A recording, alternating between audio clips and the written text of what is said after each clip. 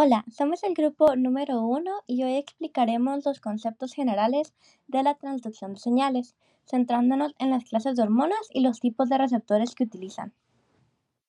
El mecanismo general de acción de hormonas es un proceso en donde las hormonas, que son los mensajeros químicos, influyen en la célula objetivo. Existe primero una secreción y transporte, donde las hormonas se producen y se liberan en la sangre por las glándulas endocrinas. Al viajar sobre la sangre, llegan hasta las células objetivo, que poseen receptores específicos para ellas.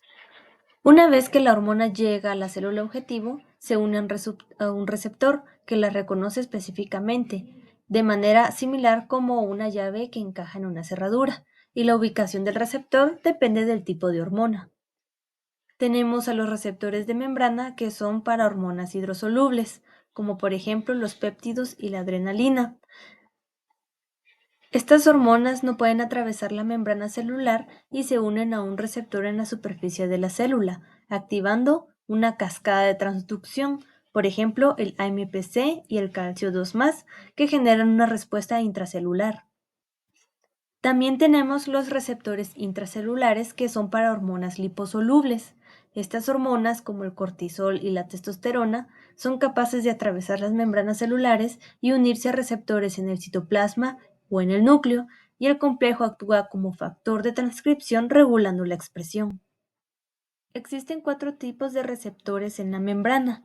Los receptores de la membrana también son conocidos como receptores de la superficie celular y son proteínas integrales que se ubican en la membrana plasmática y, a diferencia de los receptores intracelulares, se unen a ligandos hidrosolubles que no pueden atravesar la membrana celular, como la mayoría de las hormonas peptídicas y los neurotransmisores.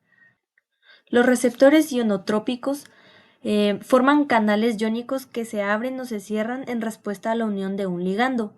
Esto permite el paso de iones como el sodio, el potasio, calcio o el cloruro, cambiando el potencial de la membrana y provocando una respuesta celular rápida, como la contracción muscular o la transmisión de impulsos nerviosos. También hay receptores metabotrópicos, receptores acoplados a proteínas G. Son los más comunes y están involucrados en una amplia variedad de procesos químicos, biológicos. La unión del ligando activa una proteína G intracelular que regula enzimas efectoras, por ejemplo, a la adenilato ciclasa, para producir segundos mensajeros, como el AMP cíclico, que amplifica la señal original. También tenemos los receptores enzimáticos, que están asociados a enzimas. Poseen actividad catalítica intrínseca o asociada, por ejemplo, los receptores tirosina quinasa, RTK. Cuando un ligando se une al receptor, se activa y cataliza una reacción intracelular como la fosforilación de las proteínas.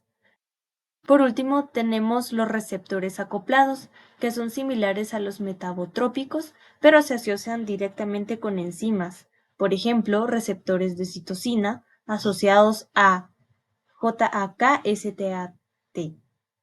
Siguiendo con el mecanismo general de acción hormonal, tenemos la traducción de señal.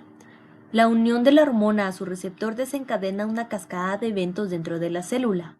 Con las hormonas liposolubles, la unión al receptor nuclear o citoplasmático activa la transcripción de genes específicos, lo que resulta en la síntesis de nuevas proteínas que modifican la función celular. Y con las hormonas hidrosolubles, la unión al receptor de membrana activa a menudo un segundo mensajero, como el AMP cíclico antes mencionado o el calcio, dentro de la célula. Este segundo mensajero amplifica la señal original y activa una serie de enzimas que llevan a cabo la respuesta celular final. Por último, tenemos la respuesta celular, que es el resultado de la transducción de la señal, es la respuesta biológica de la célula, que puede ser la regulación del metabolismo, la contracción muscular, el crecimiento o la secreción de otras sustancias. Las hormonas se pueden clasificar principalmente por su composición química, lo que determina cómo viajan por la sangre y cómo actúan sobre sus células objetivo. Tenemos las hormonas peptídicas como la insulina, que son solubles en agua, los esteroides como el cortisol, que son liposolubles, las aminas como la adrenalina y los eicosanoides como las prostaglandinas que actúan localmente.